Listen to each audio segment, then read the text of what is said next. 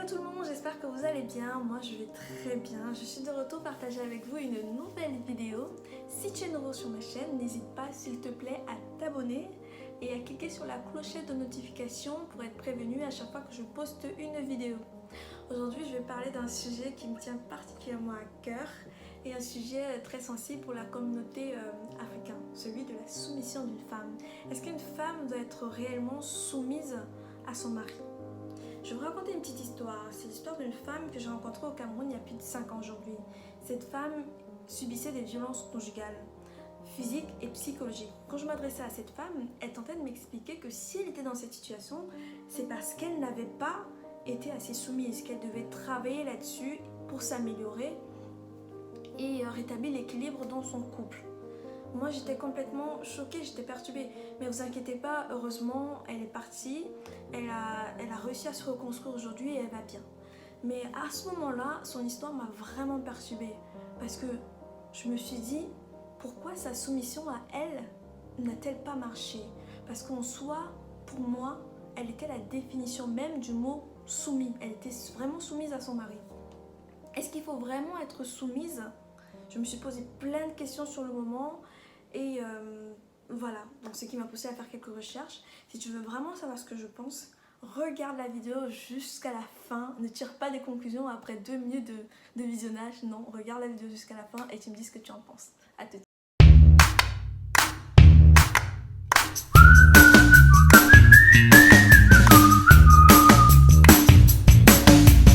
Et comme je suis curieuse, je suis allée chercher la signification du mot soumission. Il y en a plusieurs, mais je suis tombée sur celle-ci. La voici. Soumission, action de mettre ou fait de se mettre sous le pouvoir d'une autorité contre laquelle on a lutté.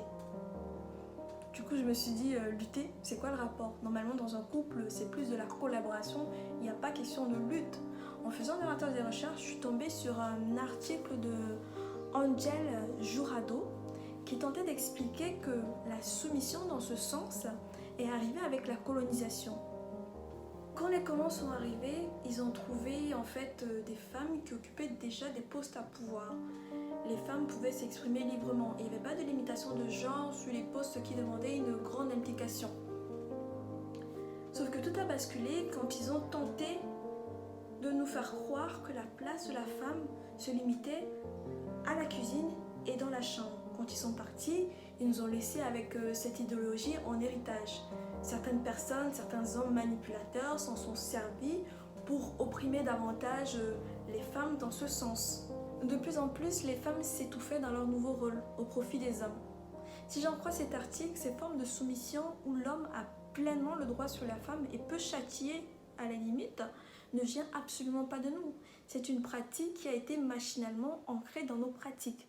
Mais si cette forme de soumission extrême ne vient pas de nous, quelle est la forme de soumission qui vient de nous dans ce cas? Comment définissons-nous la soumission dans notre sens? En interrogeant mes proches, elles m'ont fait remarquer que la réponse à la soumission se trouvait dans la Bible. Et comme j'aime aller fouiner, je suis tombée sur Éphésiens 5, versets 22 à 23. Je ne vais pas vous lire le passage en entier, mais en gros, c'est « Femmes, soyez soumises à votre mari comme un chef, et hommes, aimez votre femme comme si c'était votre propre chair. » Si j'ai bien compris, l'amour d'un homme et la soumission d'une femme vont de pair. Donc si toi, en tant qu'homme, tu es une femme soumise, tu te dois de l'aimer et de la chérir. Parce qu'en gros, l'amour que tu lui donnes la protège et t'empêche d'abuser de ton autorité. Parce que quand tu aimes quelqu'un comme ta propre chair, il y a des choses que tu ne peux pas lui faire, même si elle est soumise ou pas. Donc en gros, cet amour la protège. Parce que s'il n'y avait pas cet amour, tu te comporterais avec elle comme un tyran et tu la traiterais comme une servante. Et si toi, à ton tour, en tant que femme, tu es un homme qui t'aime, qui te protège, qui prend soin de toi, tu te dois en fait de lui accorder la place de chef, de le respecter et de l'honorer dans ce sens-là. Si vous êtes d'accord avec ce que j'ai dit à propos de ce verset, n'hésitez pas à mettre un petit like. Mais si vous avez des avis différents, n'hésitez pas à les laisser également en commentaire, ça me permettrait également d'échanger avec vous là-dessus. Je me suis amusée cette semaine à interroger 3 femmes mariées depuis un moment. Je leur ai demandé ce qu'elles pensaient de la soumission et savoir si elles étaient soumises au quotidien à leur mari dans leur foyer. J'ai eu 3 belles réponses. La première personne m'a dit « Je ne suis pas vraiment soumise, dans le sens où j'avale tout ce que mon mari me dit et me lance à l'aveugle. J'ai la chance d'avoir un mari qui est ouvert à la discussion et peut admettre que je puisse avoir raison. On est plus des coéquipiers qu'un chef et son assistant. » Donc en fait, finalement, la soumission n'est pas forcément immédiate ou impérative. La deuxième personne m'a dit « La soumission à mon mari s'est faite naturellement. Ça nous a aidé à maintenir la paix. J'ai eu la chance d'avoir un mari humble qui m'aime et me respecte.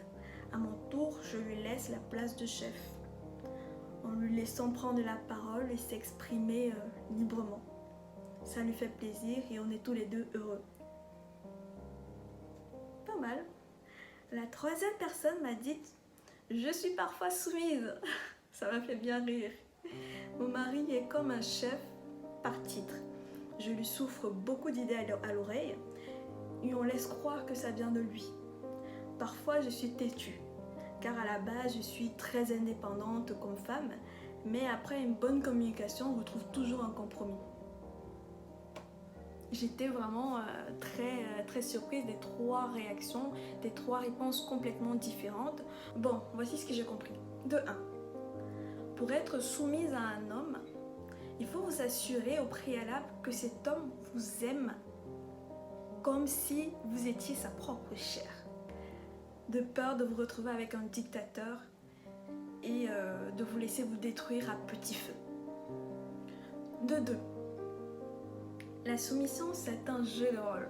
Parce qu'en réalité, on sait très bien que ce sont les femmes qui soufflent les idées aux hommes. Comme on dit, derrière un grand homme se trouve une grande femme. C'est une réalité. Sauf que peu l'admettent. En 3. Vous devez vous adapter en fonction de la personne que vous avez en face de vous. Vous pouvez vous retrouver en couple avec quelqu'un qui a horreur de la soumission, qui regarde la soumission de façon péjorative. Ça n'a aucun intérêt d'être soumis à une personne qui ne vous l'a pas demandé à la base. Donc en gros, il faut vraiment vous adapter à la personne avec laquelle vous êtes en couple. En résumé, communiquez avec votre conjoint, vous adaptez à la personne que vous avez en face de vous sans laisser votre épanouissement en périr. Bon écoutez, ma vidéo s'arrête là. J'espère qu'elle vous a plu, j'espère qu'elle vous a appris des choses. J'espère que vous savez dorénavant si vous devez être soumise ou pas. N'hésitez pas à me laisser des commentaires sur une phrase que j'ai pu dire, ça me permettrait d'échanger avec vous et de communiquer davantage.